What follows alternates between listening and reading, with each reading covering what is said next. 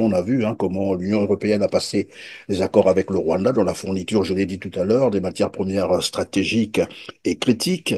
Et dans le même temps, je l'ai dit tout à l'heure, ça me fait penser déjà au Congo-Brazzaville où le Rwanda a acquis des terres arables, bien sûr. 980 kilomètres carrés, c'est beaucoup, c'est beaucoup. Et curieusement, lorsqu'on en parle, bon, les Congolais sont vont debout contre ces accords. La vérité, c'est ça, ce sont des accords controversés qui violent la loi de bout en bout. Et curieusement, euh, on a vu comment Denis Sassou Nguesso a fait une sortie, bon, malheureusement, c'est dans un journal Jeune Afrique, où il pense que tous les Congolais ou les Congolais qui s'opposent à ces accords sont des rwandophobes. C'est grave lorsque c'est dit d'un chef d'État. Et là, donc, en fait, il prend position pour Paul Kagame. Et moi, je voudrais comprendre avec vous, vous êtes un ancien ministre des Affaires étrangères, alors, vous êtes diplomate de carrière, c'est des questions que vous maîtrisez parfaitement.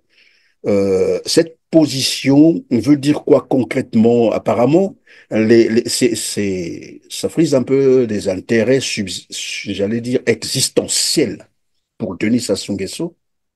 Et lorsque vous dites que derrière le Rwanda peut aussi être la France, j'ai bien envie de savoir qu'est-ce qui peut se cacher derrière ces accords de cession des terres du Congo-Brazzaville au Rwanda, et malgré que la population s'oppose à ces accords.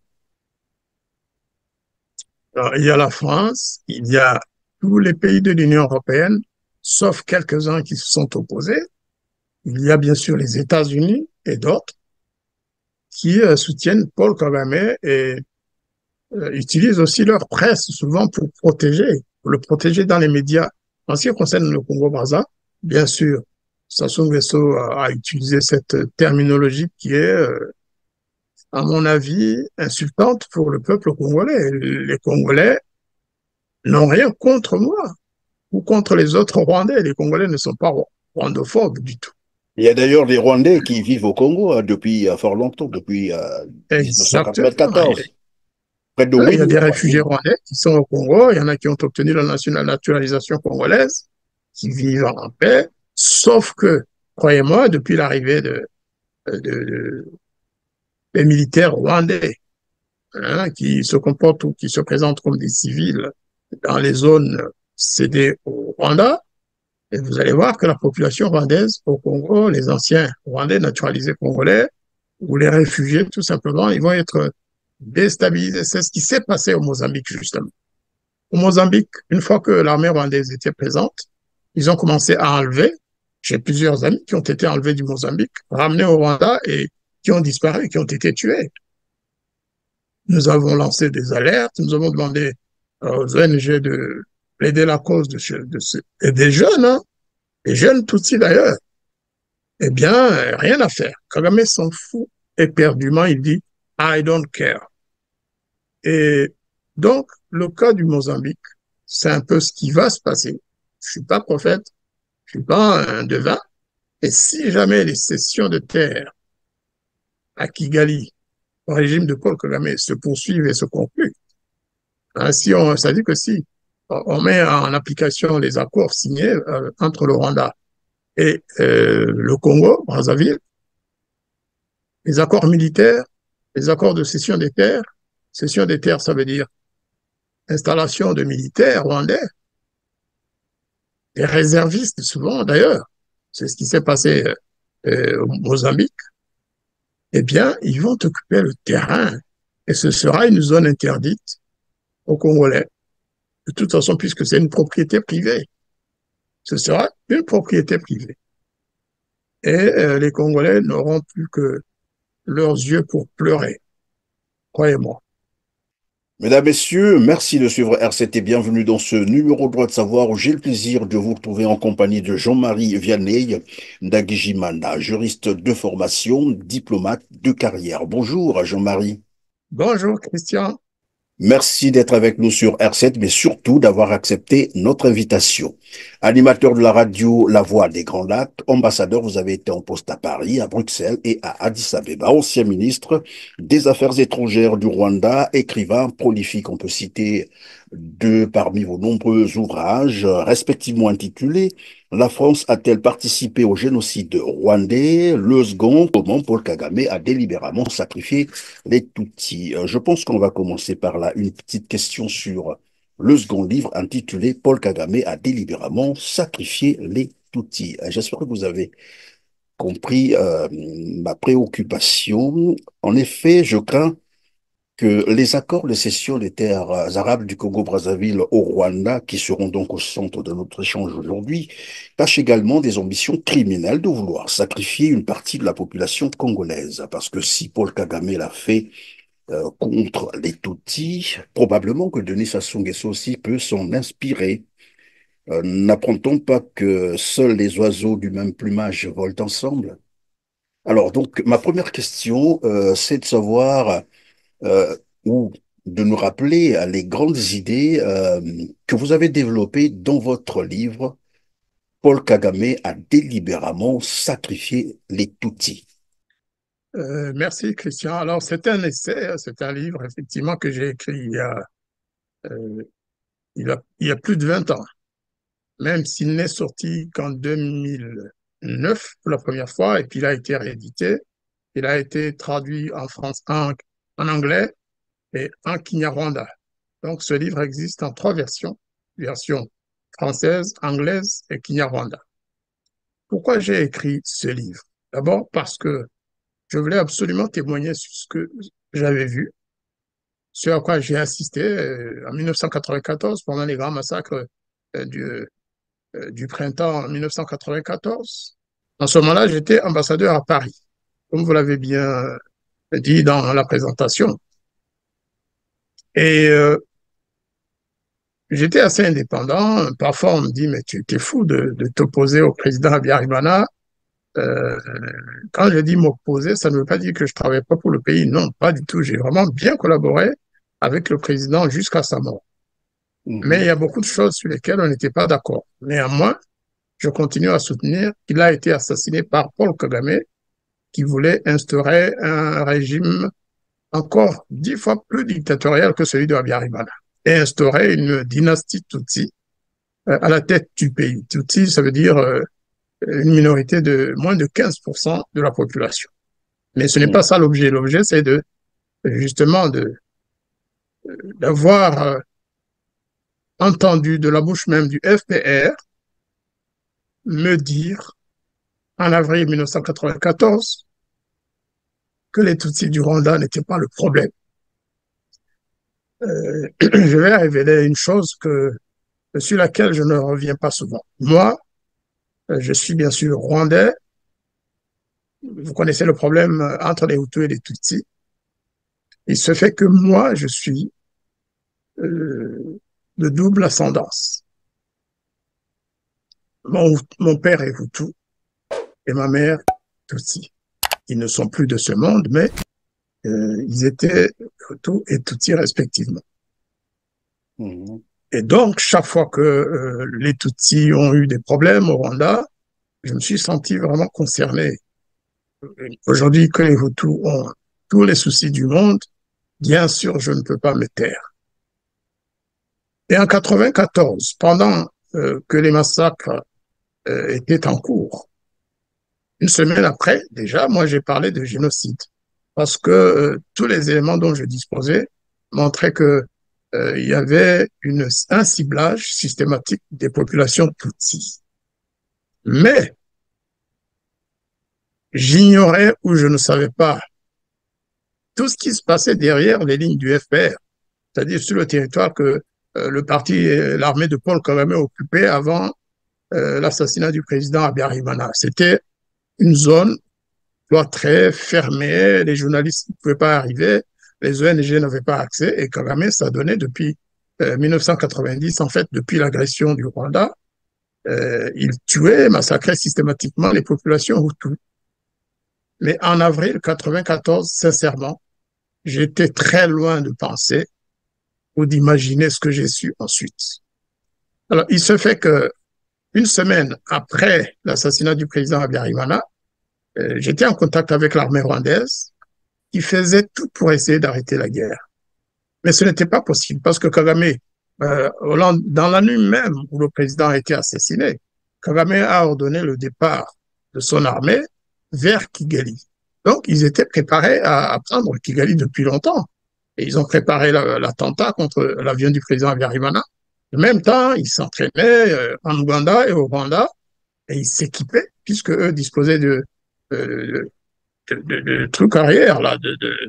L'Ouganda servait de base arrière Oui, pardon, et ils avaient tous les Jean-Marie, moyens. lorsqu'on dit votre intitulé, le titre de votre ouvrage, Paul Kagame a délibérément sacrifié les Tutsis. Cela veut dire qu'il y a là déjà C'est là que je l'intention, vais arriver. c'est intentionnel. Tout à fait, je vais y arriver tout de suite.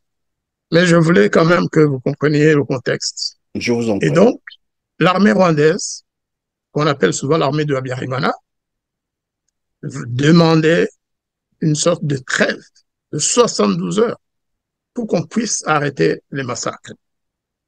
Et Kagame ne voulait pas. L'armée rwandaise s'est adressée à la MINUAR, c'est-à-dire la mission spéciale des Nations Unies d'assistance au Rwanda, qui avait une grande présence au Rwanda de 2500 militaires, sinon plus d'ailleurs, à un moment donné. Eh bien, Kagame ne voulait rien entendre. Et puis, à un moment donné, j'ai pris mes responsabilités en tant qu'ambassadeur, connaissant quelques personnalités du FPR de Kagame, et en utilisant aussi les correspondances que m'avait envoyé l'armée de notre pays, j'ai contacté le FPR. J'ai contacté le représentant du FPR à Bruxelles, qui était un docteur. J'ai contacté aussi le représentant du FPR au Canada, des gens que j'avais connus à l'époque des négociations de paix. Alors je leur ai dit, écoutez les gars, faites tout demander à Kagame d'accepter la trêve. Sinon, il n'y aura plus de Tutsis. Bientôt, ils sont en train d'être massacrés. Demander qu'il y ait trêve, que les deux armées, l'armée rebelle et l'armée gouvernementale, se mettent ensemble pour arrêter les miliciens qui étaient occupés à massacrer les populations. Les deux personnages, les deux représentants du FPR ont accepté ma proposition. Je leur ai dit, faites-le savoir à Kagame que c'est moi qui envoie le message, mais que ce message vient de l'armée rwandaise. 24 heures après, ils m'ont recontacté et les deux, chacun de son côté, m'ont dit, écoutez, le général Kagame n'en a que faire. Cet outil dont vous parlez, nous, ce n'est pas notre problème. We don't care. C'est le thème qu'aime utiliser Kagame. We don't care. Nous, ce qui nous intéresse, ce sont les réfugiés qui sont en Ouganda, au Burundi, au Congo, en Tanzanie et ailleurs, qui doivent être rapatriés. Donc cet outil-là, si vous dites qu'ils sont sacrifiés, c'est pas notre problème. Le général qui présidait ou qui conduisait la mission des Nations Unies, il a fait la même démarche. Il est même allé voir Paul Kagame à son siège de Mulindi, là où il y avait les quartiers généraux du FPR. Il lui a dit exactement la même chose. Il a même ajouté des éléments graves. Il a dit, écoutez, les Tutsis, s'ils sont éliminés, s'ils sont exterminés, considérez que c'est le sacrifice que nous avons accepté de faire pour prendre le pouvoir. C'est Paul Kagame qui le dit, un Tutsi de famille noble de l'ancienne monarchie. Il dit, cet outil-là, c'est pas notre problème. Ils peuvent en faire tout ce qu'ils veulent. Et de fait, pendant leur avancée vers le pouvoir, vers Kigali, les militaires du FPR qui ont finalement fui le pays nous ont dit que Kagame les avait empêchés, il leur interdisait d'intervenir pour arrêter des massacres sur leur passage. C'est-à-dire que s'ils voyaient des scènes où des miliciens étaient occupés à massacrer les Tutsis, Kagame disait, vous continuez, vous ne changez pas. La cible, c'est la capitale, c'est Kigali. Les Tutsis, c'est pas notre problème. Et puis, j'ai eu beaucoup d'autres témoignages. Et vous savez, quand on vous dit ça, alors que dans votre famille, il y a déjà plusieurs victimes, et Tutsis en l'occurrence à l'époque, de ma famille qui avait été massacrée, je me suis dit, mais ce monsieur, il raconte partout dans le monde qu'il est venu pour arrêter le massacre des Tutsis, alors que non, ça l'a arrangé. Il a dit au général Dallaire, le Canadien qui présidait la mission d'assistance militaire des Nations Unies, il lui a dit, écoutez, cet outil-là, ce sera le grand sacrifice que nous acceptons de faire. Et de toute façon, pendant qu'ils sont occupés à massacrer les Tutsis, il a ajouté, c'est écrit dans le livre de Dallaire, j'ai serré la main du diable. Kagame a dit, pendant qu'ils sont occupés à massacrer les Tutsis, ils se dispersent. Ils n'ont pas le temps de combattre nos troupes qui sont en avance vers Kigali. Ils se fatiguent. Et donc, nous, on les laisse continuer les massacres, poursuivre les massacres, et quand ils seront fatigués, alors nous prendrons le pouvoir et nous allons les chasser du pays. Oui, donc là, au départ, quand j'ai écrit mon livre, j'ignorais que le général Dallaire avait eu exactement les mêmes confidences. Est-ce que c'est des confidences ou alors c'était... Et puis, j'ai aussi reçu des témoignages de quelques ambassadeurs européens qui ont fait la même démarche auprès de Kagame. Il ne voulait pas les entendre. L'armée rwandaise ne demandait pas beaucoup de choses. Elle disait 72 heures de trêve, votre armée et la nôtre, on crée un corps spécial, un bataillon ou deux bataillons, puis nous neutralisons les miliciens interarmés. Kagame a refusé. Il a dit non, non, ça ne m'intéresse pas. Débrouillez-vous, nous, on sait ce qu'on veut. Donc, c'est pourquoi, avec beaucoup d'autres éléments, parce que il n'y a pas que cet épisode-là. Après, je suis arrivé à Kigali fin juillet 94 pour aller prendre mon poste. Et là, c'était vraiment l'abomination. Au départ, les personnes qui avaient le plus de mal à s'adapter à ce système, c'était les Tutsis vivant dans le pays. Parce qu'ils se disaient, voilà, le sauveur est arrivé, on va être choyé. Mais non, ils étaient persécutés. On allait jusqu'à leur dire que le fait pour eux de ne pas être morts, le fait pour eux d'avoir survécu au massacre, au génocide, que c'est un signe qu'ils travaillaient avec les miliciens, les mêmes miliciens qui ont massacré leur famille, croyez-moi. Alors, tout à l'heure, j'ai semblé comprendre, après vous me direz si ce n'est pas cela, lorsqu'ils avancent, vous avez dit, pour Kagame, c'est le target, comme on le dit, l'objectif, c'était Kigali, au détriment, bien sûr, de la population des Tutsis. C'est ce que vous avez expliqué. Donc, il fallait absolument atteindre Kigali. Mais Kigali, pourquoi concrètement, même si c'était pour le pouvoir? Kigali, parce que sans Kigali, sans le centre administratif et politique du pays, ça veut dire que l'armée rwandaise serait toujours à Kigali, que les partis politiques qui n'étaient pas nécessairement d'accord avec Kagame seraient encore en place. Lui, il voulait faire le vide et éventuellement prendre Kigali sans casse et s'occuper des populations de la place après. Ce que je ne vous ai pas dit, c'est que entre le siège de Mulindi, où Kagame résidait avec son headquarters, avec son état-major, et Kigali, il y a eu par ailleurs beaucoup de massacres des populations. Comme cela s'était passé d'ailleurs entre 90 et 94, avant l'attentat contre le président. Et donc, Kigali, c'était, vous savez, dans tout pays, lorsqu'on veut prendre le pouvoir, l'objectif, c'est la capitale. C'est vrai pour Brazzaville, c'est vrai pour les autres pays africains où il y a eu des guerres civiles. La finalité de la guerre, c'est de prendre la capitale et les institutions, mettre la main sur les institutions et s'installer à la place des autres. Voilà. Au péril de ses compatriotes, c'est quand même difficile à comprendre. Eh bien, il faut comprendre ça parce que Kagame n'est pas un homme euh, ordinaire comme vous. Kagame, son obsession, c'était la prise du pouvoir, la réinstallation de la dynastie Tutsi que son, sa famille avait perdu en 1959, lors de la révolution autour de 1959. C'était une obsession. Tous ceux qui le connaissent euh, le disent. Moi, j'ai eu la chance de parler très souvent avec l'ancien roi, le dernier roi du Rwanda, justement, qui a été chassé en 1959, qui résidait à Washington, D.C.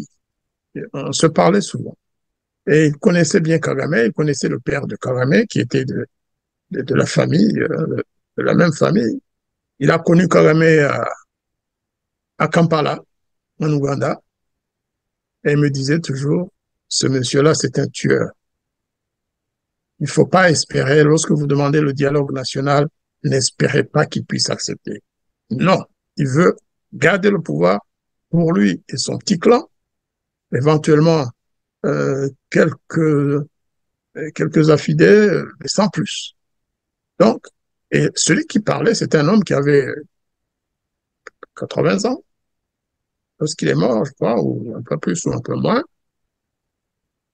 Un homme qui n'avait aucun intérêt autre que de raconter l'histoire, de témoigner. Et qui le connaissait, il m'a dit déjà à Kampala, il en faisait voir de toutes les couleurs à sa famille, à son père et à sa mère, et à ses frères et aux autres. Il s'impose, et c'est un homme qui s'impose, il sait ce qu'il veut. Il venait souvent au Rwanda, mais les autres ne le savaient pas. Il venait voir la reine qui était restée au Rwanda, mais il le cachait aux autres. Dans la suite, et récemment encore, il a fait des témoignages là-dessus. Il dit qu'il venait, qu'il allait espionner à Kigali, dans la capitale. Il avait 20 ans. C'est un homme qui a la volonté il avait la volonté de prendre le pouvoir, il l'a fait, sans concession. Ce qui l'intéresse, ce n'est pas le bonheur des Rwandais, c'est de rester au pouvoir d'ailleurs. C'est un peu, si vous voulez Oui, vous bien en servir évidemment, comme rester modèle. au pouvoir, c'est une chose, mais après, on reste au pouvoir pour des raisons données, bien entendu. Soit c'est pour servir son pays, comme qui dirait sa nation, ou on peut rester aussi au pouvoir pour servir des intérêts étrangers ou des intérêts cachés, s'il faut le dire comme ça. Lui, il fait les deux. Il fait les deux ou les trois. Il est au pouvoir pour servir son pouvoir, pour garder le pouvoir, pour servir des intérêts. Alors, comme moyen, bien sûr, d'y rester, il utilise tous les artifices.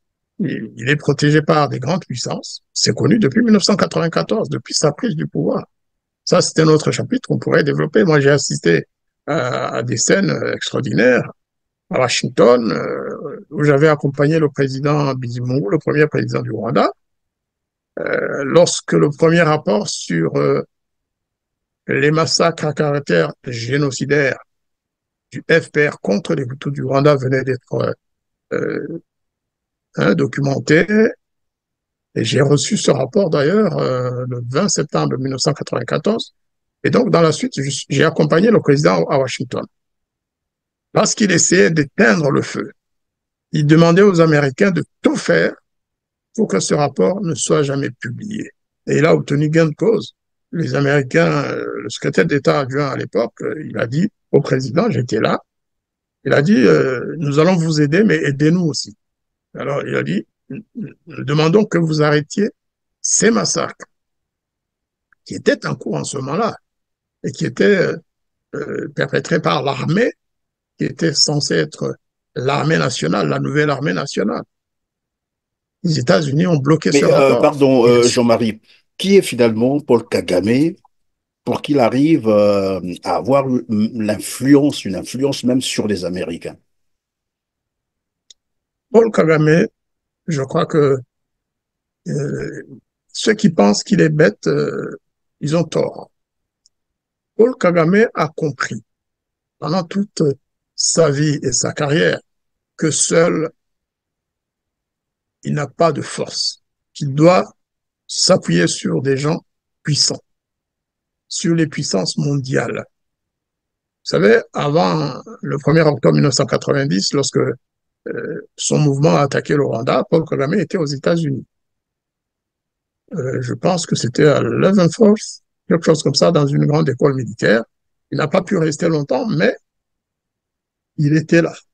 Et c'est de là, il raconte son histoire. Il dit que c'est là qu'il a noué les premières grandes relations avec la CIA, avec l'armée américaine. Mais avant, en Ouganda, où il était major, il était chef des services de renseignement de ce pays.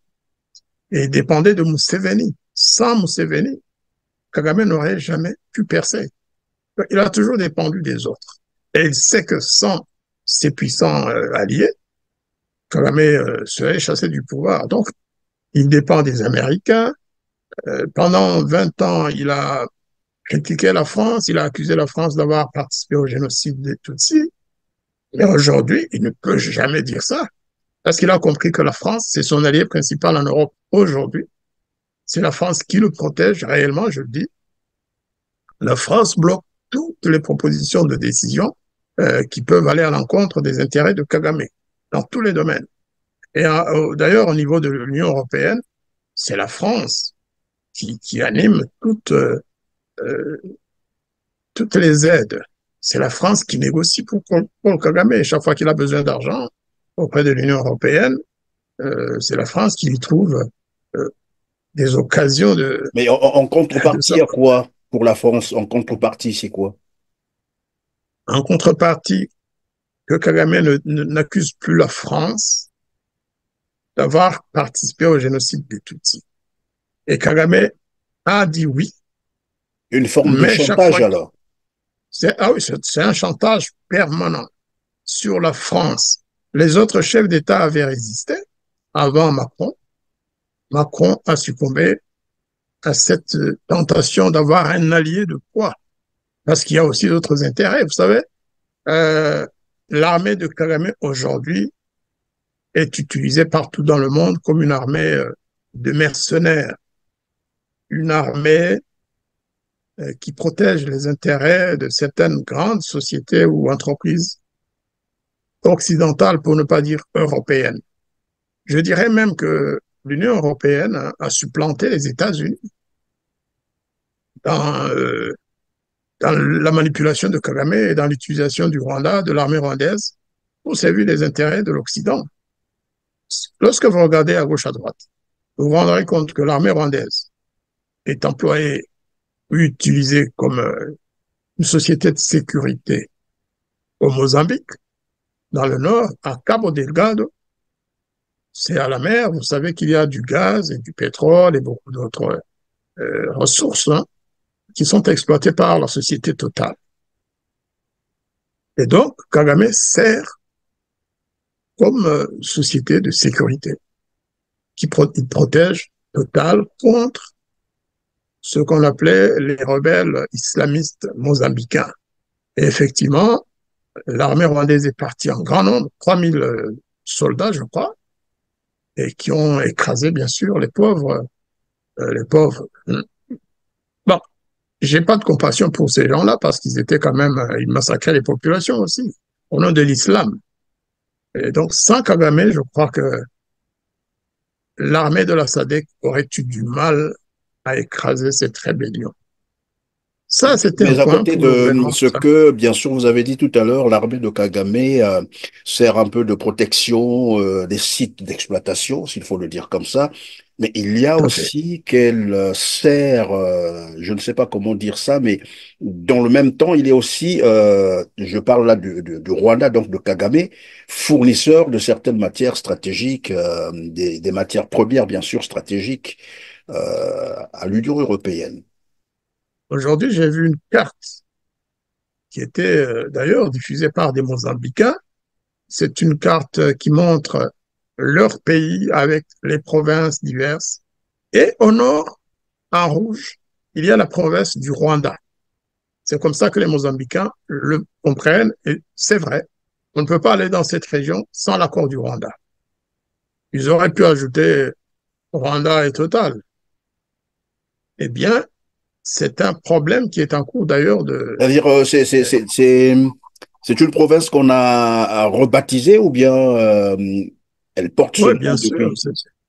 c'est une province qu'ils ont baptisée Rwanda parce que c'est l'armée rwandaise qui l'occupe aujourd'hui, qui a envoyé d'ailleurs, ils ont aussi envoyé ce qu'ils appellent des agriculteurs pour exploiter le sol et la terre de cette région fertile, mais en même temps pour protéger les Pardon, intérêts de la Jean-Marie, société. vous parlez là des agriculteurs pour aller cultiver. Bon, là, on va chercher à savoir quoi paraît concrètement, mais ces agriculteurs sont vraiment des agriculteurs civils ou des soldats? Vous l'avez compris, ils y mettent quelques civils, connus d'ailleurs, on n'en va pas n'importe qui, ils ne vont pas envoyer un paysan de quelque part dans une province rwandaise. Ils prennent les grands manias rwandais qui sont déjà dans l'exploration ou dans l'exploitation agricole, ils les envoient pour qu'ils parlent à la télévision, pour que les Rwandais pensent que effectivement, ça rapporte quelque chose à notre pays. Mais en fait, le gros, ce sont des militaires. D'abord, ils ont envoyé des militaires pour neutraliser les rebelles. Dans un deuxième temps, ils ont envoyé des militaires pour occuper des terres qui leur ont été cédées par le Mozambique. Un peu comme au Congo-Brazzaville, hein. Je On va pensais peut-être en déjà à parler, je ne cela, sais oui, pas. bien entendu. Voilà, un peu comme au Congo-Brazzaville, ils ont envoyé des centaines de militaires qui occupent ces terres-là, bien sûr, qui développent des activités militaires et agricoles. Cette fois-ci, apparemment, il y aurait des tracteurs. Enfin, il y a aussi une partie de ces militaires qui s'occupent de pêche, parce que c'est une région très, très riche. La région de Cabo Delgado, il y a tout. Les crevettes, il y a tous les poissons qui puissent exister dans le monde sont à Cabo Delgado. Et en face, bien sûr, il y a le gaz de Total. Et de l'autre côté, c'est les Comores ou Mayotte, ou les deux. Là aussi, ils ont d'autres produits sur lesquels ils lorgnent. C'est pourquoi Kagame a fait plusieurs allées-et-venues, CP, pour négocier des terres dans des petits pays comme, imaginez, les Comores ou Mayotte, où on chasse les Africains, mais où on veut céder des terres à Kagame. Quoi encore? Grâce, bien sûr, à ses puissants alliés de l'Union européenne. Parce que c'est l'Union européenne qui paye, il faut le savoir. L'opération rwandaise au Mozambique, la présence des troupes rwandaises au Mozambique, ce n'est pas une opération des Nations Unies. C'est l'Union européenne qui finance ces opérations-là. C'est Total, bien sûr. Et c'est la France. Donc, Lorsque, les pardon, enjeux sont... Jean-Marie, pardonnez-moi de vous interrompre par moment. Non, non, Lorsque non, vous allez-y. parlez de la France qui finance, ou l'Union européenne carrément, parce que de toute façon, on a vu comment l'Union européenne a passé des accords avec le Rwanda dans la fourniture, je l'ai dit tout à l'heure, des matières premières stratégiques et critiques. Et dans le même temps, je l'ai dit tout à l'heure, ça me fait penser déjà au Congo-Brazzaville, où le Rwanda a acquis des terres arables, bien sûr, 980 km², c'est beaucoup, c'est beaucoup. Et curieusement, lorsqu'on en parle, bon, les Congolais sont vont debout contre ces accords. La vérité, c'est ça, ce sont des accords controversés qui violent la loi de bout en bout. Et curieusement, euh, on a vu comment Denis Sassou Nguesso a fait une sortie, bon, malheureusement, c'est dans un journal Jeune Afrique, où il pense que tous les Congolais ou les Congolais qui s'opposent à ces accords sont des rwandophobes. C'est grave lorsque c'est dit d'un chef d'État. Et là, donc, en fait, il prend position pour Paul Kagame. Et moi, je voudrais comprendre avec vous, vous êtes un ancien ministre des Affaires étrangères, vous êtes diplomate de carrière, c'est des questions que vous maîtrisez parfaitement. Cette position veut dire quoi concrètement? Apparemment, ça frise un peu des intérêts, j'allais dire, existentiels pour Denis Sassou Nguesso. Et lorsque vous dites que derrière le Rwanda peut aussi être la France, j'ai bien envie de savoir qu'est-ce qui peut se cacher derrière ces accords de cession des terres du Congo-Brazzaville au Rwanda, et malgré que la population s'oppose à ces accords.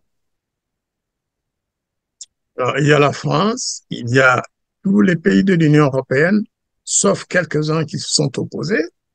Il y a bien sûr les États-Unis et d'autres qui soutiennent Paul Kagame et utilisent aussi leur presse souvent pour le protéger dans les médias.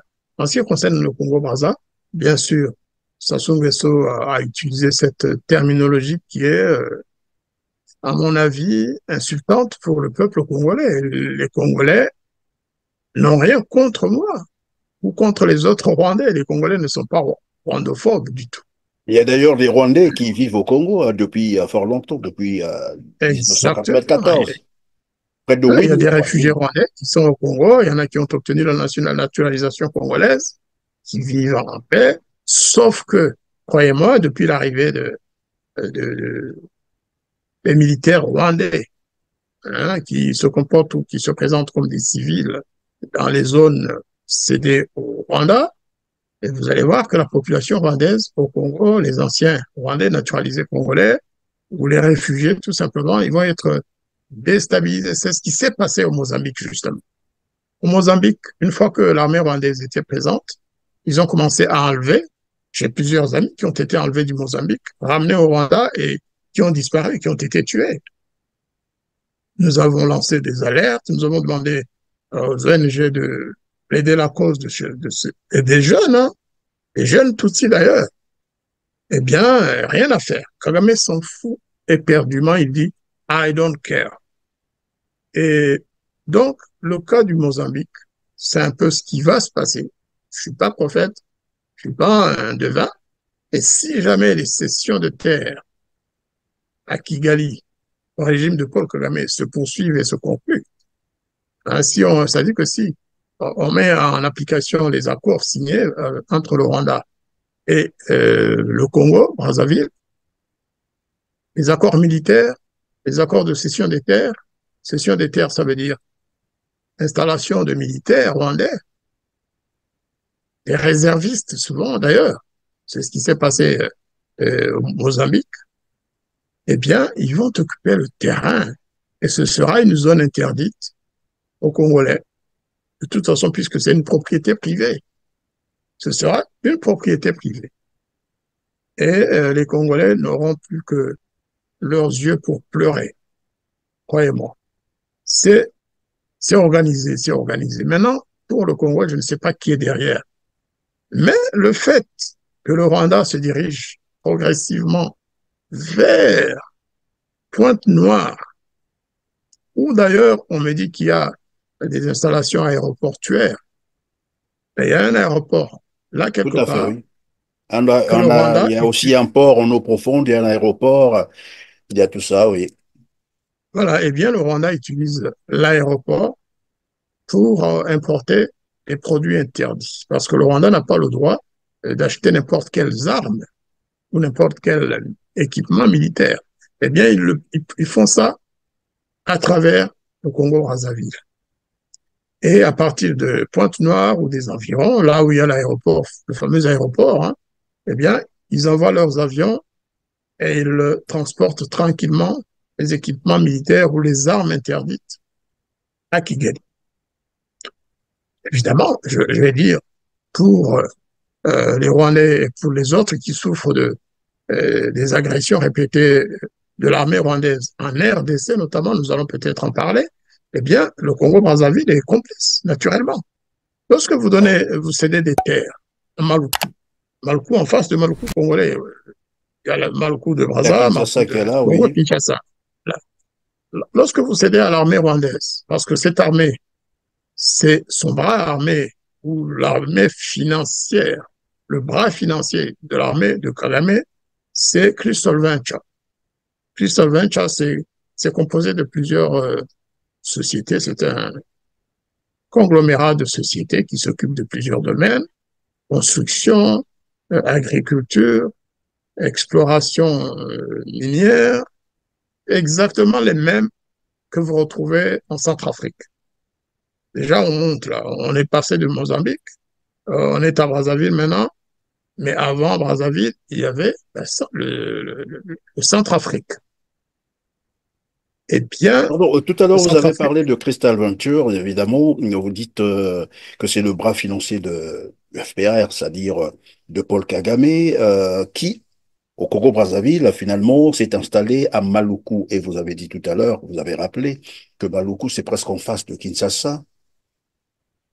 Là, j'ai besoin de votre analyse à vous, diplomate de carrière que vous êtes, ancien ministre des Affaires étrangères. Lorsqu'on s'installe autour j'allais dire, des frontières avec un pays voisin, dont on sait d'ailleurs, puisqu'on va y arriver tout à l'heure, que le Rwanda est déjà en conflit avec ce pays-là, c'est-à-dire le Rwanda agresse la RDC. Euh, Qu'est-ce que cela peut vous inspirer? ce que cela m'inspire, c'est que c'est une erreur grave pour les autorités congolaises de Brazzaville qui acceptent d'installer ces militaires rwandais au bord du fleuve Congo. de l'autre côté du fleuve, mais au bord du fleuve Congo. Normalement, à supposer même qu'il cède des terres au Rwanda, il ne devrait pas les installer là. Il faudrait les mettre plus loin, je ne sais pas, une cinquantaine de kilomètres ou plus, pour éviter de prendre parti au conflit actuel. Parce que pour nos auditeurs, on ne leur a pas encore dit, il faut, même si tout le monde le sait aujourd'hui, c'est de notoriété publique, l'armée rwandaise de Paul Kagame se trouve en République démocratique du Congo, dans le nord Kivu, dans le sud Kivu, en Ituri, où ils occupent des territoires peut-être 2, 3 fois plus grands que le Rwanda, avec une armée de plus de 4000 hommes qui sont en RDC. Le Rwanda l'a presque reconnu, mais en tout cas, il y a des rapports des Nations Unies. Les experts des Nations Unies se sont rendus à plusieurs reprises dans la région et ils ont constaté la présence de l'armée rwandaise.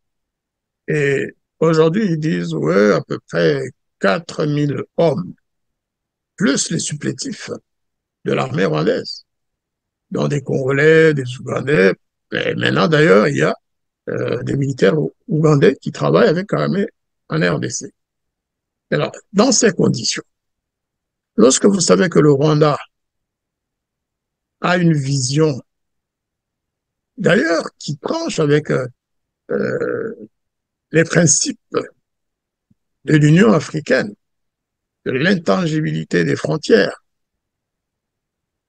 du respect de la souveraineté de chaque pays, des frontières héritées de la colonisation.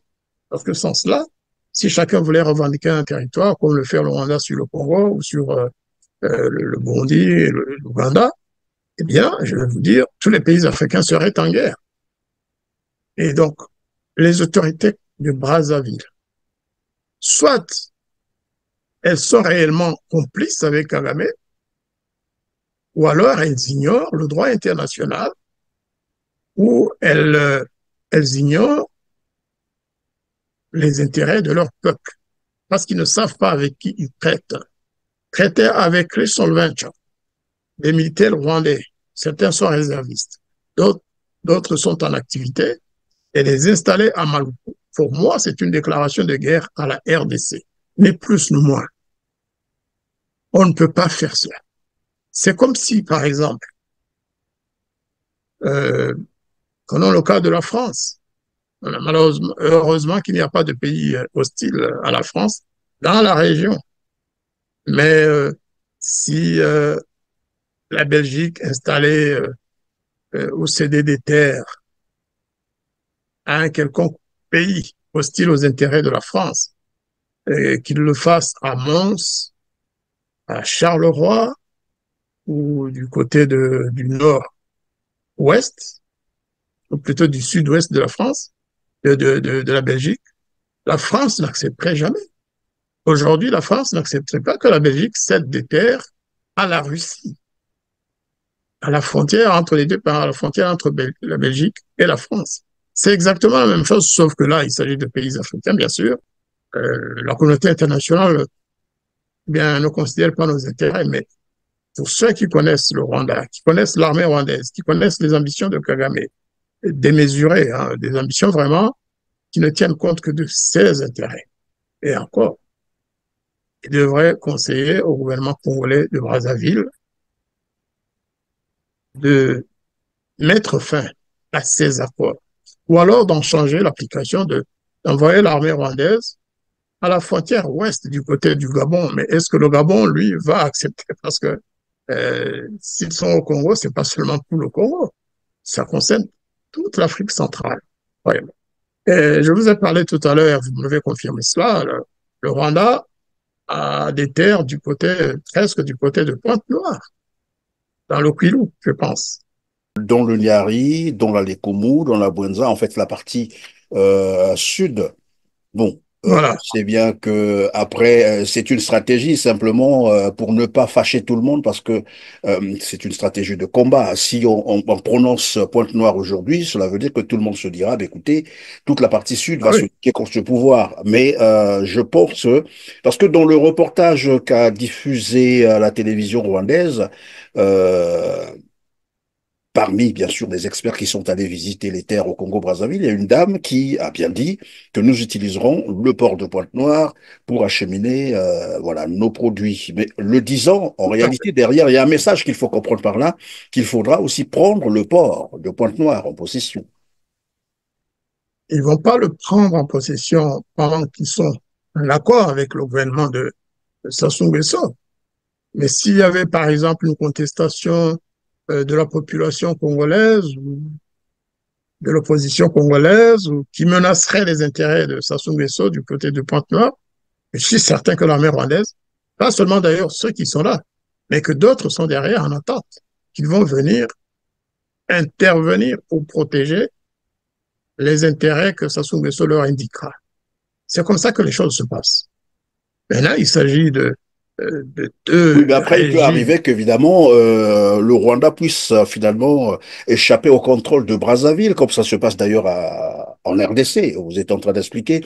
Là, la RDC, évidemment, le Rwanda échappe à la RDC et le Rwanda semble même faire la loi à l'est de la RDC. Cela peut arriver aussi à Brazzaville, que le Rwanda échappe au contrôle de Brazzaville et se mettent à faire, bah, puisque dans les accords dont on parle, il y a des accords, c'est vrai, de cession des terres arables du Congo au Rwanda, mais il y a aussi des accords militaires. Et c'est là que les gens ne comprennent pas. Pourquoi aller signer des accords militaires avec le Rwanda lorsqu'on sait que le Rwanda est en conflit avec le pays voisin? À quoi servent ces accords militaires pour un pays qui n'a jamais été en guerre avec ses voisins?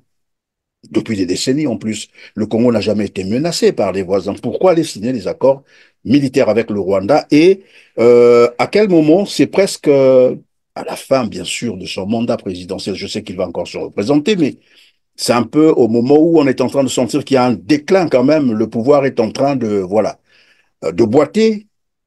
Est-ce que c'est pour garantir, pour sécuriser le pouvoir? Bah, tout le monde se pose la question là-dessus. Mais à côté, comme vous l'avez dit, il y a Kinshasa qui est en conflit avec Kigali. Alors là, vous avez mis le doigt là où il faut. Le pouvoir est en train de vaciller. Le pouvoir de Brazzaville, le pouvoir de Kigali aussi vacille. Et je pense que sur le plan militaire, Kigali a déjà des assises dans l'est de la RDC, même si, pour moi, ça ne devrait pas tarder. Je crois que la RDC finira par chasser l'armée rwandaise. Je pense et je l'espère. En ce qui concerne Brazzaville, il n'est pas à exclure que Kagame tente de prendre vraiment, de s'installer durablement, surtout qu'il a été invité à le faire par le gouvernement congolais, par le président Sassou Nguesso, par son fils Christelle Sassou Nguesso, qui est tout puissant quand même à Brazzaville et qui pense beaucoup, risque de succéder à son père. Et donc, effectivement, vous l'avez si bien dit, l'armée rwandaise risque d'intervenir à plusieurs stades. Aujourd'hui, pour sécuriser le gouvernement, en tout cas le régime. Demain, pour éventuellement intervenir lorsque dans dans la période de succession, il y aurait du grabuge, parce que le Congo, Brazzaville est un pays quand même qui est, j'allais dire, qui a une culture d'indépendance, beaucoup de culture d'indépendance, pour pour peu que je le connaisse, depuis les années, euh, les années Wabi et après, j'ai beaucoup suivi et connu les affaires du Congo. Je pense que les Congolais ne vont pas laisser passer comme ça. Non. Donc, il y aurait des mouvements pour essayer d'empêcher cette succession euh, entre le père et le fils. Et dans ce cas-là, là au moins c'est presque sûr, l'armée rwandaise interviendrait aux côtés de ceux dans l'armée qui soutiendraient bien sûr la succession de Christelle Sassou Nguesso ou d'un autre membre de la famille, on ne sait jamais. Donc, c'est pourquoi il se positionne à gauche, à droite, mais aussi pour les intérêts économiques du Rwanda. Le Congo est un pays riche en ressources minières. Le Congo est un pays très riche en pétrole. Et le Congo a des grandes sociétés occidentales qui y travaillent et qui ne se sentent pas nécessairement en sécurité. Vous savez, un jour, je me suis dit, mais et si certaines sociétés pétrolières, qu'elles soient françaises ou américaines ou nigérianes ou d'autres, qui travaillent déjà avec l'armée de Paul Kagame au Mozambique, et si certaines entreprises, certaines sociétés pétrolières se disaient, Kagame a bien travaillé pour nous au Mozambique, pourquoi on ne l'aiderait pas à s'installer près de Pointe-Noire pour protéger nos intérêts? Je n'ai pas besoin de donner les noms de ces sociétés pétrolières, mais pour ceux qui savent avec qui Kagame travaille au Mozambique, c'est facile d'y penser. Et je pense qu'on a le droit d'y penser tant qu'on ne nous a pas encore démenti sur les, euh, les déviances de l'armée rwandaise au Mozambique. Vous savez que Paul Kagame a même menacé les pays de la SADC de les combattre au Mozambique pour les empêcher d'intervenir à Cabo Delgado. Alors que la SADC, dans les accords qu'ils avaient signés avec le Mozambique, la SADC voulait intervenir pour neutraliser les rebelles. Et Kagame a dit non, d'abord moi, et l'Union européenne a fait pression sur l'Afrique du Sud et sur les autres pays, et surtout sur le Mozambique, bien sûr, le président Nussu qui est sortant, hein, qui va peut-être partir, il est obligé, il ne sera pas candidat. Eh bien, ils ont fait pression sur lui en lui disant, prends les Rwandais et nous allons continuer à t'aider. C'est ce qui s'est passé. Au Congo, est-ce qu'on a le même scénario? Je ne sais pas. Je ne sais pas, mais rien ne peut se passer dans le domaine du pétrole sans l'intervention de certaines puissances qui vivent grâce au pétrole. C'est comme en RDC. Vous dites, l'Union européenne soutient le Rwanda dans sa guerre contre la RDC. La première façon de soutenir le Rwanda, la première manière de soutenir le Rwanda dans la guerre contre la RDC, c'est de racheter à vil prix les minerais pillés en RDC. Et ils ont signé un accord sur l'ensemble des minerais que seul le Congo possède de ce côté-là. Ils savent que le Rwanda n'en a pas chez lui, mais ils ont quand même signé un accord, une convention, parce qu'ils Alors, savent l'intérêt de ces pays. comme que dirait, pardon, Jean-Marie, toutes les hypothèses sont bonnes à poser. Lorsqu'on parle du Rwanda au Congo-Brazzaville, le Congo, vous l'avez rappelé, a plusieurs, voilà, a beaucoup de la matière, a beaucoup de richesses, le pétrole en premier, le bois, les minerais, il y a le port, la mer à côté, les terres arables. Alors, parmi ces accords, il y a un autre accord qui donc autorise le Rwanda à faire de l'exploitation minière, peut-être aussi pétrolière. Mais moi, ma question, c'est de savoir, parce que le Congo, c'est quand même, comme qui dirait, le précaré de la France. Et la France au Congo, c'est le pétrole. Tout le monde le sait. Curieusement, la France est aux abonnés absents, ne réagit même pas. Est-ce qu'on peut penser que derrière les activités que veut mener le Rwanda sous Paul Kagame au Congo-Brazzaville, il y a ces puissances parce que on se pose quand même la question d'où tire-t-il ou d'où trouve-t-il toute cette puissance, ces moyens financiers, militaires pour conquérir l'Afrique centrale. Le Rwanda, c'est tout de même un petit pays qu'on a connu, mais en quelques années seulement, on voit ce qu'il est en train de faire au niveau de l'Afrique centrale, que même une puissance, une des grandes puissances occidentales, aurait du mal à contenir, à maîtriser. La France et les autres pays occidentaux utilisent le Rwanda pour servir de typo-typo, comme on a dit. Typo-typo, c'est l'ancien esclavagiste zanzibarite euh, qui était monté jusqu'au Congo de l'époque, hein, dans le sud Kivu. Et ce monsieur-là, il était de Zanzibar, musulman, et il servait d'intermédiaire pour l'achat des esclaves congolais autres de la région. Et il était bien rémunéré. Il avait reçu des terres où bien sûr les Arabes et les Européens l'ont aidé à faire des plantations de tout, du café, du thé, euh, du tabac. Et il est mort là, au Congo, alors qu'il n'était pas congolais, mais il était devenu un peu l'enfant protégé par les Européens et par les pays arabes à l'époque. Ça, je parle de la fin du 19e siècle, hein, il n'y a pas très très longtemps. Et donc, lui, il a servi, il avait toute une sorte d'armée qui allait voir les populations, les chefs coutumiers, les corrompre et ensuite avoir des esclaves. Kagame, lui, bon, la vente des trafics, le trafic d'êtres humains, c'est un autre dossier. C'est un autre Et dossier, ça donc, regarde la Libye, ça lorsqu'on regarde fait le parallèle avec Kagame, il joue le même rôle alors.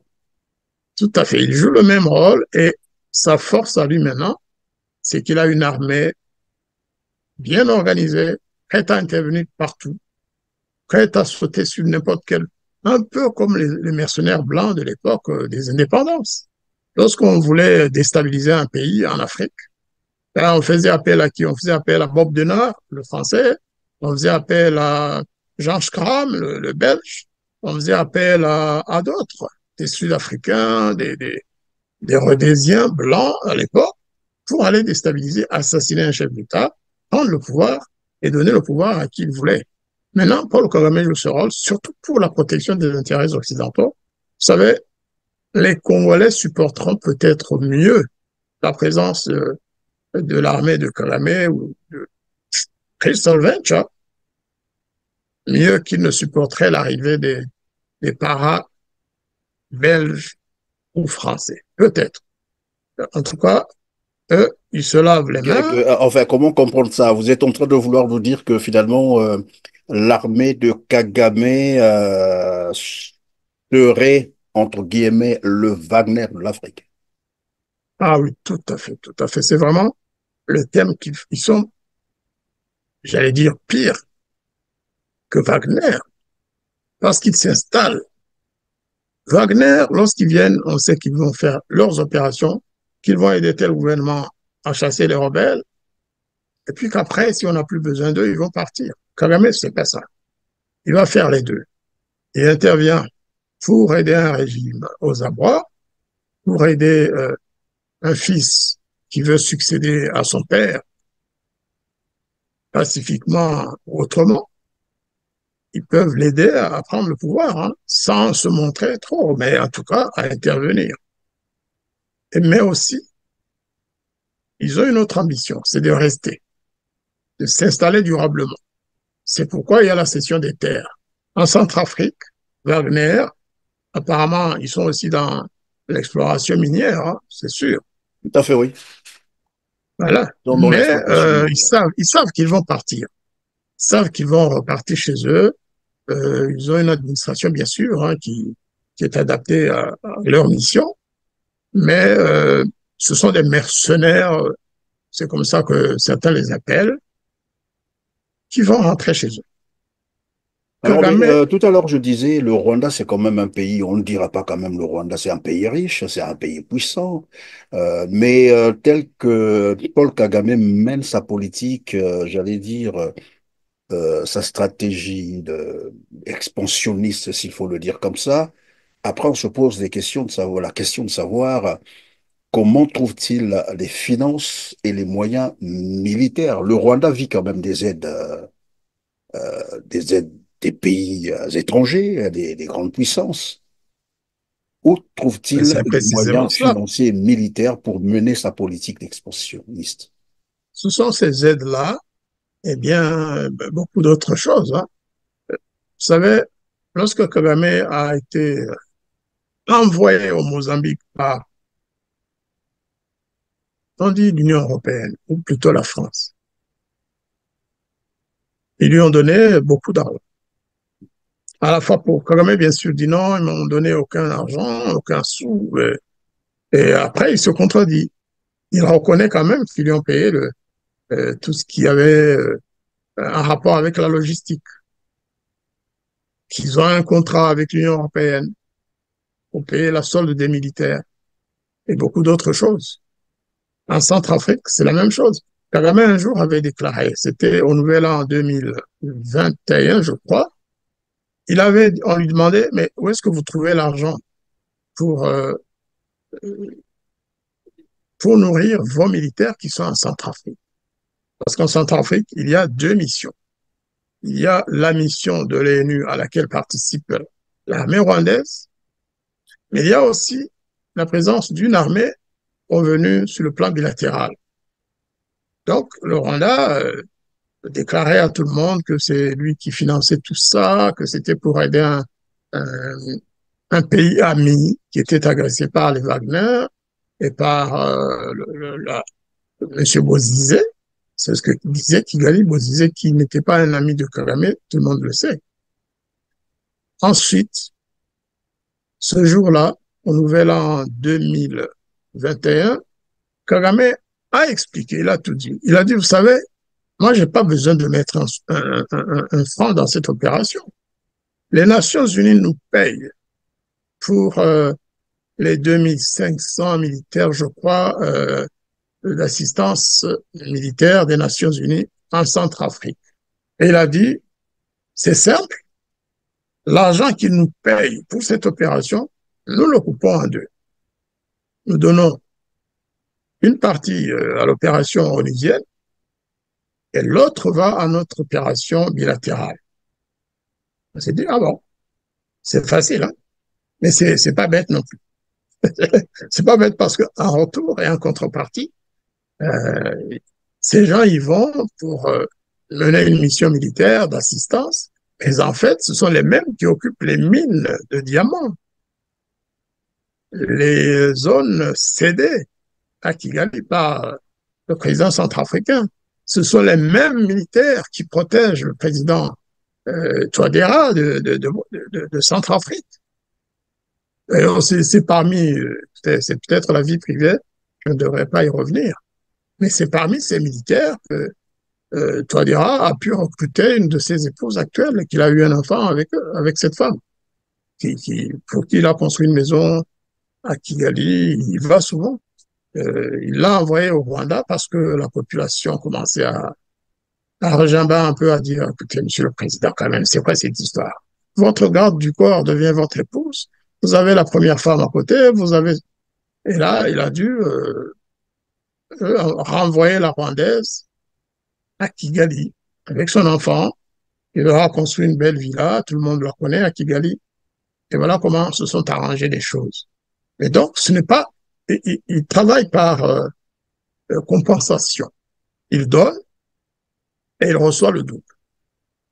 Parce qu'il dit, je suis venu vous protéger, peut-être que mes militaires vont y laisser la vie, de toute façon, voilà ceci, cela, vous me donnez le diamant, vous me donnez ceci, vous me donnez cela. Il y a des zones qui étaient avant occupées par Wagner, qui sont aujourd'hui occupées par le Rwanda. D'ailleurs, Paul Kagame est si malin que à un moment donné, on pensait qu'il avait des problèmes avec à la fois la France et Wagner. Il a réalisé le contraire. Il a un très bon terme avec la France, là-bas, en Centrafrique, et aussi avec Wagner. Ce n'est pas compliqué à comprendre, mais c'est du Paul Kagame. Maintenant, est-ce que c'est bon? Non. Ce serait magnifique si c'était juste des réussites diplomatiques, mais c'est ce qu'il y a derrière. C'est l'aspect et cette volonté de domination, de dominer le monde. Vous savez, il a proposé aussi des militaires au Bénin, au Togo, la Guinée. On m'a dit même qu'il a proposé des gardes au Sénégal. Oui, ce n'est pas donc Oui, les ce qui militaires, s'est... les gardes, apparemment, ils proposent aussi des conseillères. Je voulais Mais parler de François Joly aux côtés de Denis Sassou Nguesso, la dame de les son conseillères, vrai nom, bien c'est sûr. Yamouragui Yemoureka François Joly, qui est aux côtés de Denis Sassou Nguesso, qui sert de conseillère spéciale, bon, au rang de ministre en plus, puisque désormais elle peut Avec une représenter le Congo couverture. à Mais elle l'extérieur. a une bonne couverture parce qu'elle est française officiellement. Mais en fait, c'est une Rwandaise qui a été envoyée là-bas pour servir les intérêts de Kagame et tout ce qui passe devant le président Sassou Nguesso, dans le bureau ou ailleurs, ses relations avec les pays étrangers, c'est cette femme, Emoragui, qui contrôle. Et maintenant, je n'ose pas croire que Sassou Nguesso ait été, soit tombé dans le même piège de la relation qui va au-delà du travail. Parce que en Centrafrique, je vous ai dit que le président Touadéra a un enfant avec cette femme rwandaise. Au Mozambique, maintenant, on dit que le président Youssou, pareil, on lui a donné une belle fille à Kagame. En fait, c'est ça. Et donc, le Rwanda a une diplomatie qui va bien au-delà de la présence de l'armée. Et je vous assure que cette arme-là, c'est une arme secrète, mais qui est très efficace. Je suppose qu'à Brazzaville, tout le monde connaît Françoise Joly, Mourangi, vous avez dit, je crois qu'elle est Oui, très oui. efficace. Hein. Elle Yamouragui et va même, Moureka. elle va même, j'ai vu des images sur Internet où elle était avec les ministres ou le président dans un pays comme l'Azerbaïdjan, croyez-moi. La Russie même, elle va partout parce qu'elle parle, je pense qu'elle parle russe. Je crois qu'elle parle russe. Et avec le russe, elle peut aller en Azerbaïdjan, elle peut aller en Ukraine, elle peut aller partout. En soi, c'est des atouts, hein. Mais qu'elle fasse ce travail-là, suite à la signature des accords militaires, économiques et cession de terre avec Kagame, tout simplement, ça indique la réalité de sa mission, c'est aussi de protéger les intérêts du Rwanda à Brazzaville. Je ne sais pas si elle fait la même chose, si elle est missionnée aussi par son pays, le pays qui l'a naturalisé, la France, je ne crois pas. Oui, mais c'est parce que évidemment, elle a aussi des relations, j'allais dire, très étroites avec l'Élysée, c'est ça. Donc après, on se pose la question, qui l'a pistonné là-bas? Est-ce que c'est le Rwanda? Est-ce que c'est l'Élysée? Bon, tout le monde est un peu perdu C'est là-dessus. une coopérante. Hein. Vous savez, les coopérants, on les connaît, hein. On sait comment ils opèrent.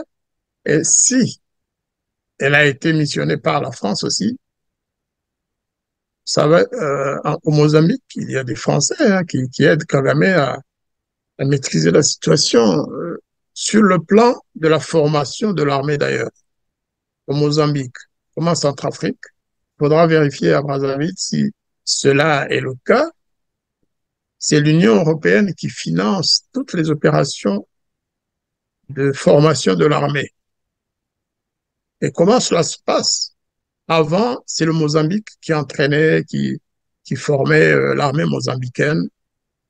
Eh bien, il y a eu des réunions à Bruxelles et qui ont finalement demandé que ce soit désormais le Rwanda qui forme l'armée mozambicaine. Et c'est la France, la Belgique, l'Allemagne, je crois, qui ont proposé cela.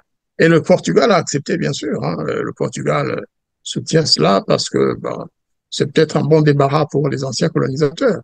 Et en tout cas, c'est le Rwanda qui a eu le dossier. C'est qui a eu ce marché. On parle en termes de marché. Et c'est beaucoup d'argent en face. Et lorsque l'Union européenne annonce qu'il donne 25 millions d'euros ou de dollars au Rwanda pour faire ceci, le lendemain, vous entendez un autre montant annoncé. Il y a ça, il y a l'aide à la présence au Mozambique, à l'assistance, comme ils disent, mais il y a aussi d'autres opérations financées par les mêmes. Et on se dit, mais comment peut-on financer, continuer à soutenir un État qui est en guerre contre quasiment la plupart de ses voisins?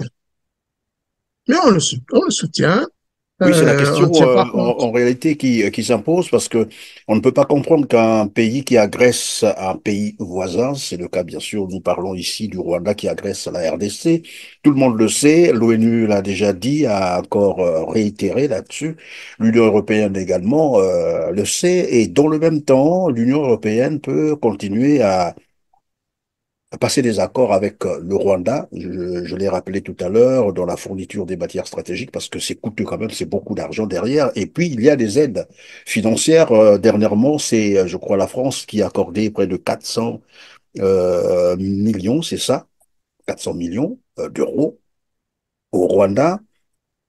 Et après, on ne se pose pas la question de savoir, ou peut-être qu'ils le savent, à quoi sert cet argent. Est-ce que ce n'est pas une manière de financer subtilement la guerre à l'est de la RDC? Vous savez, la France a un ambassadeur à Kigali, qui est très proche de Kagame d'ailleurs, tout le monde le sait. La France ne peut pas ne pas savoir à quoi va être utilisé cet argent. Toutes les aides directes, d'abord, ça peut être des aides budgétaires. Là aussi, c'est pour suppléer, n'est-ce pas, aux carences actuelles, parce que le Rwanda n'a plus les moyens de soutenir toutes ces guerres.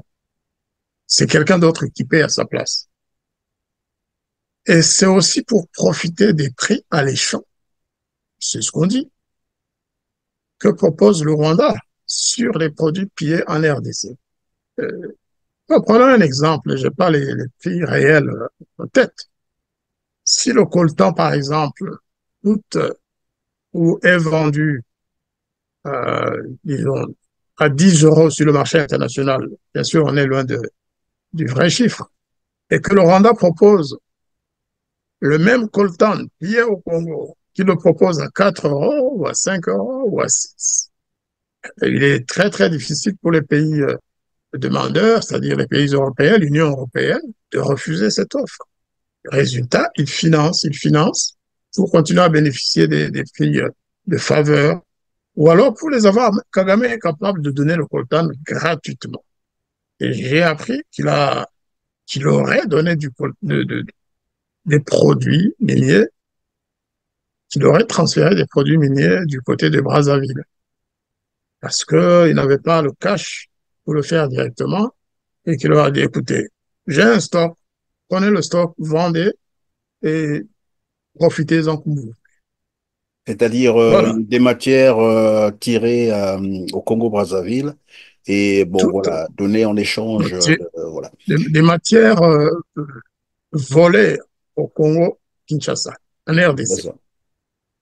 Mais est-ce que c'est ce Et qui les peut transferts. expliquer finalement la complaisance de cette communauté dite internationale, c'est-à-dire les Occidentaux de l'UE face au Rwanda qui, tout le monde le sait, sème la mort tout de même à l'est de la RDC, mais jamais la communauté internationale ou même l'ONU n'a puni, l'a prononcé des sanctions contre le Rwanda, en sorte une forme d'impunité. Un blanc-seing Complexe. accordé au Rwanda à massacrer, à violer les droits de l'homme, et bon, et cela ne gêne personne. Et c'est parce que ce dernier fournit des matières, comme vous l'avez dit, à des prix dérisoires et parfois gratuits à ces communautés. Alors, cela remonte en fait à 94. Hein. En arrivant à Kigali, la première chose que j'ai constatée, c'est que le FPR avait vendu. Il avait déjà vendu une partie du Rwanda, ou le secteur économique du Rwanda, à des entreprises américaines. Pendant qu'ils étaient encore dans la brousse, en train de combattre l'armée gouvernementale, ils vendaient déjà le pays. Carrément. Un exemple, c'est que moi, j'ai appris, dès mon arrivée, quelques jours après avoir atterri à Kigali, j'ai vu défiler des délégations étrangères, dont notamment une délégation de, de Ford, de la grande société où Ford faisait partie. C'était General Motors. General Motors avait signé des contrats avec le FPR. Et il était question de construire une grande usine de General Motors au Rwanda. Je me suis dit, mais c'est pas possible. Et donc, avant même de prendre le pouvoir, tout était fait. C'était déjà vendu. Et en retour, c'est General Motors qui finançait tout ce qui a rapport à la communication, tous les équipements. de communication, c'était eux, les États-Unis. Donc, bien sûr, c'est le gouvernement américain avec l'accord, ou plutôt l'inverse. Kagame se servait dans les stocks de General Motors, comme il voulait. Et donc, ça avait commencé avant. Tout à l'heure, nous parlions du pétrole. Et donc, Kagame ne va pas, je pense, exploiter ou aller faire des recherches à la mer pour trouver du pétrole. En revanche, il peut servir d'intermédiaire, il peut protéger justement les intérêts des sociétés qui sont sur place, parce qu'il sert comme type, comme j'ai expliqué, mais il sert aussi comme société de sécurité. Il est prêt à aller n'importe où. S'il va au Bénin, s'il va au Togo, s'il va en Guinée, qu'est-ce qu'il ne peut pas donner à son ami Sassou Nguesso? Voilà. Ou à d'autres, ou à Touadéra, ou à d'autres. Donc, c'est vraiment un travail, c'est un rôle qu'il a accepté de jouer dans tous ces pays dont nous avons parlé. C'est le même schéma, c'est le même scénario. Je donne et je reçois le double. Et les pays occidentaux payent la facture. Parce que, quoi qu'on dise, Paul Kagame n'est pas un panafricaniste. Hein, et lorsqu'il est avec les jeunes Africains à Kigali ou ailleurs, il se présente comme un panafricaniste qui n'aime pas les colonisateurs, qui ne veut pas ceci, cela. Mais en réalité, c'est le président africain le vendu à l'Occident et à ses intérêts. C'est quelqu'un qui travaille exclusivement pour les intérêts occidentaux. Il peut travailler aussi pour les autres, parce que récemment encore, j'ai vu qu'il avait contrevenu à l'embargo, aux décisions anti-russes contre la Russie pour son évasion de l'Ukraine. Hein. Les dollars américains ne devaient pas aller en Russie. Kagame a contourné cela. Hein. Je ne sais pas. Je ne sais pas, est-ce que c'est Poutine qui lui a demandé cela ou bien c'est lui qui est allé démarcher pour dire, écoutez, je peux vous arranger. Voilà, ça c'est récent. Et c'était un rapport officiel de tous les organismes internationaux qui s'occupent et surtout du gouvernement américain, hein, que la main a été prise en flagrant délit. C'est votre allié, et en même temps, il vous contourne. Ça, c'est quand même. Surtout maintenant qu'il est en guerre, qu'il veut absolument prendre le Nord Kivu et le Sud Kivu et l'annexer au Rwanda. Il est capable de tout faire dans ces nouvelles démarches, dans ces nouvelles relations, ces nouvelles Mais amitiés est-ce au que Congo-Brazzaville. peut-être que c'est par là qu'on va terminer, l'heure nous tient déjà, nous sommes à la fin.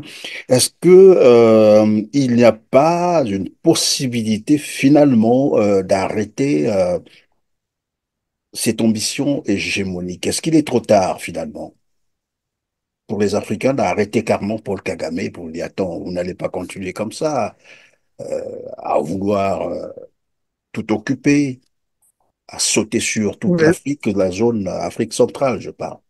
Est-ce qu'il est vraiment trop tard? bien, bien évidemment, il n'est pas trop tard. Au contraire, c'est même le moment. C'est le moment de penser à le faire. Parce que les Rwandais eux-mêmes souffrent de cette situation.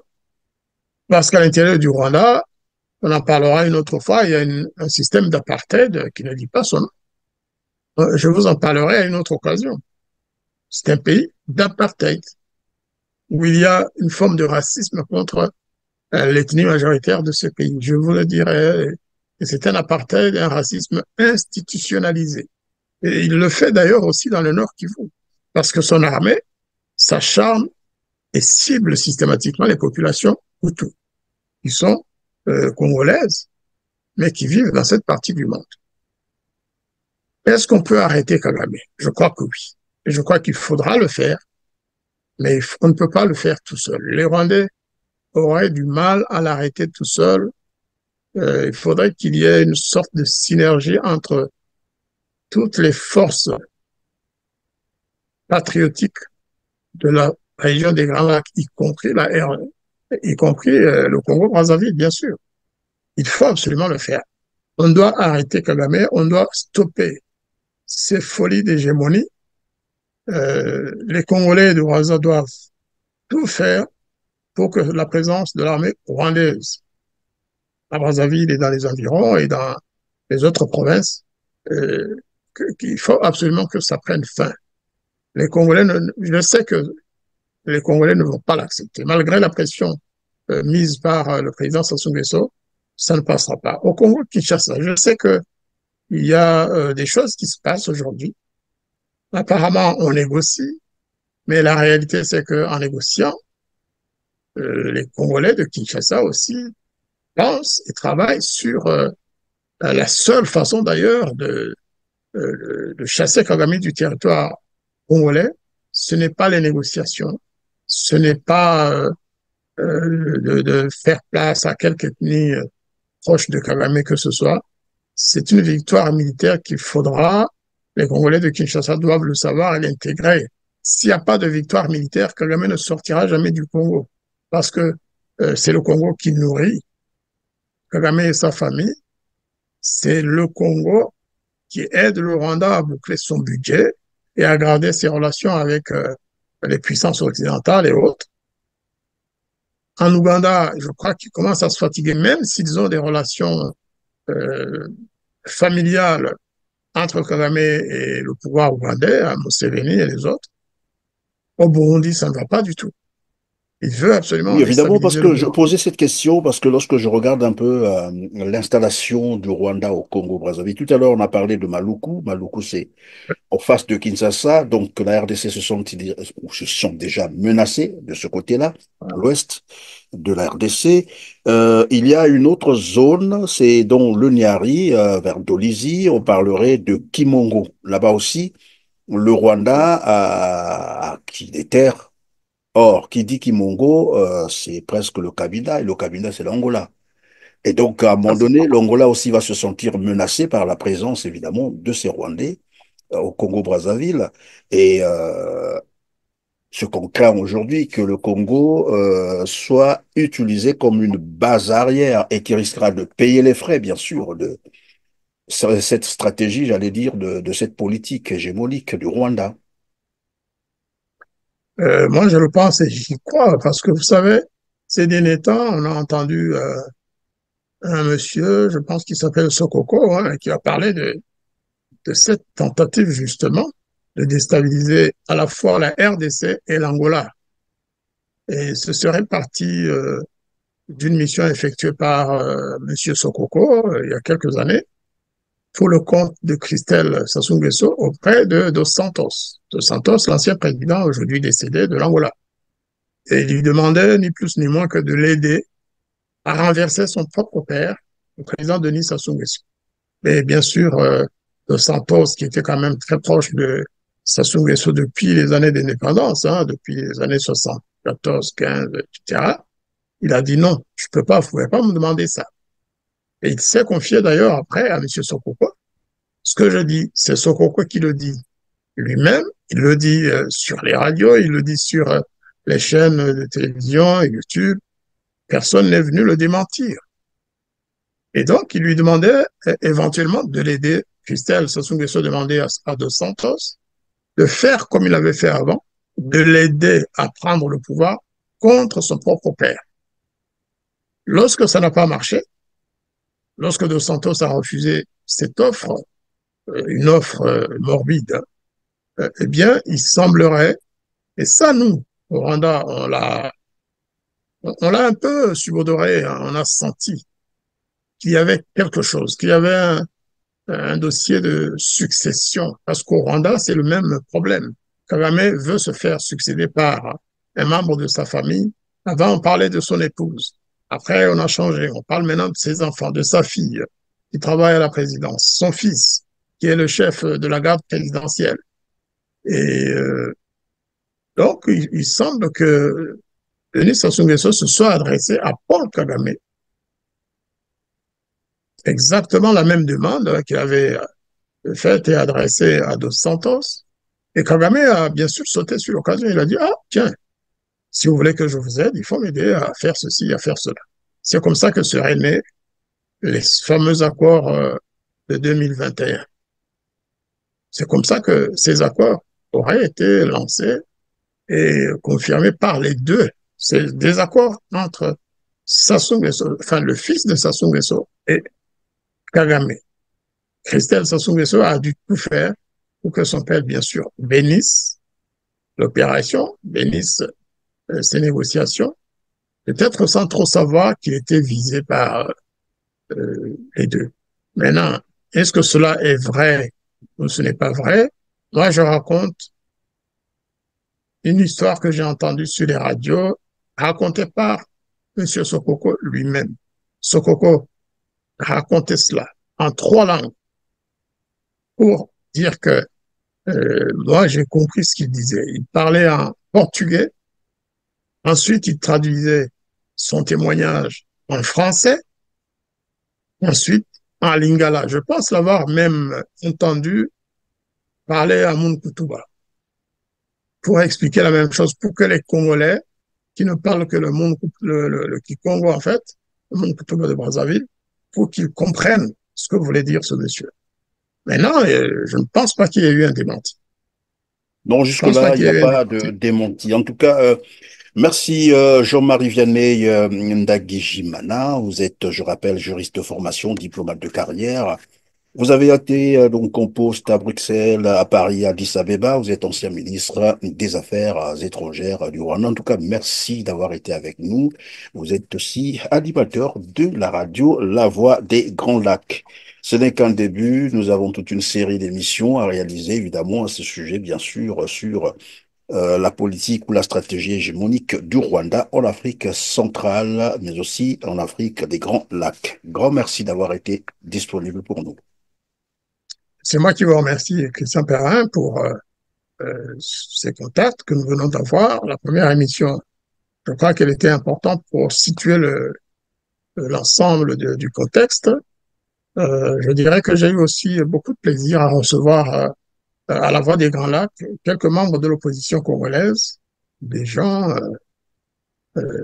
pas les premiers passants, hein. Il y avait deux présidents de partis politiques, un jeune, le plus jeune de l'opposition, je pense, et peut-être le plus âgé, qui est un ancien ministre aussi, et qui connaît les dossiers du Congo et de la région, qui maîtrise tout ça, quoi. J'ai eu vraiment beaucoup de plaisir à travailler avec eux, et mon souhait, c'est qu'on puisse continuer à établir des ponts entre le Congo-Brazzaville et le Rwanda utile, le Rwanda qui ne soutient pas ces criminels du FPR, le Rwanda qui est contre, parce que nous sommes, nous, contre la guerre que le régime de Paul Kagame mène en RDC. Nous sommes prêts vraiment à travailler avec tous nos frères et sœurs de la région pour stopper cet homme qui a des ambitions diaboliques, qui tue les populations. Vous savez, l'armée de Paul Kagame depuis 1996 à ce jour a déjà provoqué la mort de plus de 12 millions de Congolais et de quelques millions de Hutus réfugiés en RDC. Donc, si on peut le faire en symbiose, si on peut le faire en synergie, en utilisant le peu de moyens dont nous disposons sur nos chaînes, je pense que nous aurions quand même rempli notre devoir. Et je vous remercie beaucoup de m'avoir reçu sur R7 TR. Merci en tout cas, merci beaucoup d'avoir été avec nous sur R7, mesdames, messieurs. Vous avez compris que c'est la fin de cette émission. Merci de nous avoir encore fait confiance. Comme d'habitude, n'oubliez surtout pas de cliquer sur le petit pouce en l'air juste en bas de la vidéo, partagez massivement et dites-nous en commentaire ce que vous pensez des sujets que nous avons évoqués au cours de cette émission. On se dit à très bientôt. Merci.